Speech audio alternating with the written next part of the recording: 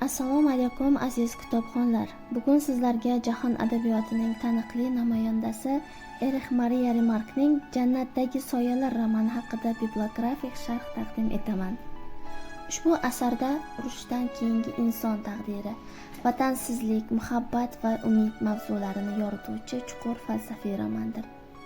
Asarda urush sababli o'z yurtidan ayrilgan insonlarning hayoti, ularning yangi hayot qurishi yo'lidagi mashaqqatlari va ruhiy kechinmalari ta'sirchan tarzda tasvirlanadi.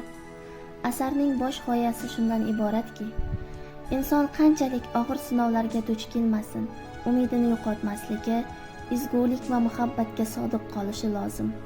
Muallif urushning inson hayotiga yetkazgan og'ir oqibatlari real voqealar va kuchli obrazlar orqali yoritadi. Xulosa qilib aytganda, Jannatdagi soyalar nafaqat muhabbat haqida, balki insonning o'zligini anglash, hayotning mazmunini topish va har qanday qiyinchilikda ham umid bilan yashashga chorlaydigan chuqur falsafiy asardir.